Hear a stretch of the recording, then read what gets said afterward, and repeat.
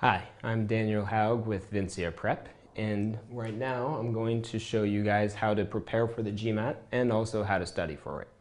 So one of the first things that I want to talk about is how to study in general, particularly for the math section. So one of the big problems with a lot of students, particularly French and other European students, is the way they study for the math, but how they review for the math. And so what I want you to do is I want you to take on your piece of paper, I want you to do the questions on the left-hand side, and then I want you to write your answer, write what you did wrong, what you could have done better, why you got wrong what you did on the right side. And so what a lot of people do is they kind of write their answers kind of all over the place, and then sometimes they write what they should have done on another piece of paper, but I don't want you to do this. Because the thing is that you lose a lot of valuable information about how you could have done things better. Now, you might think, well, if I write on another piece of paper what I should have done, I get all that information, right?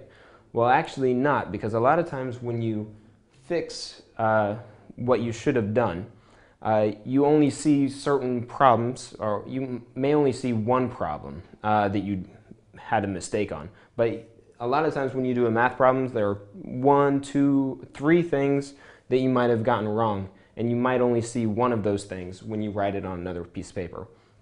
So if you write down the question, or if you write down your answer here, and then what you should have done and why you did what you did on the right, you will be able to see better in the future when you go back and look at your answers what you should have done.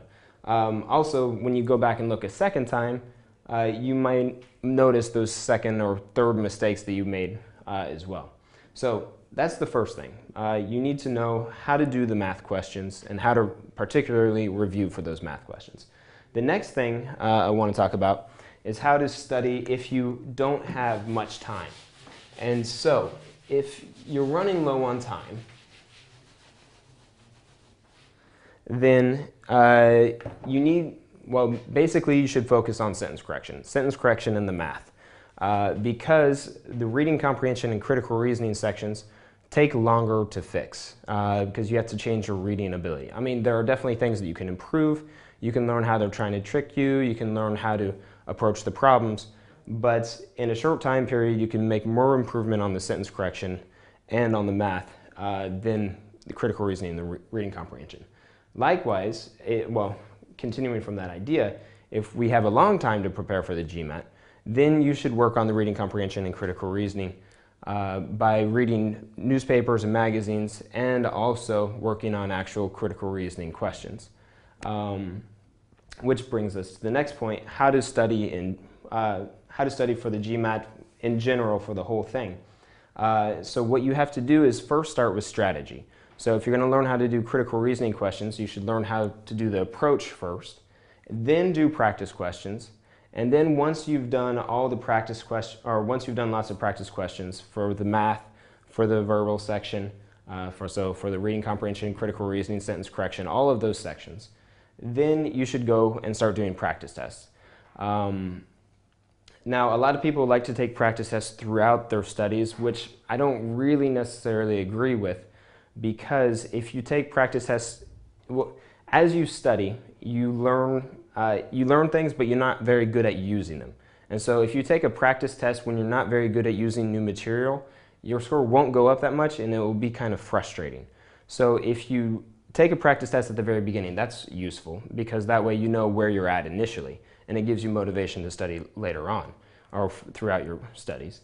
But if you take the practice test at the end, you will have not only learned the strategies but gotten good at using or doing the questions, and so your score will have actually gone up, and so it won't be so frustrating to see that your score hasn't gone up from the first test to the second test. So work on strategy, do questions, and then do practice tests. Well, do a practice test first at the very beginning, then do strategy, then do questions, and then do the test.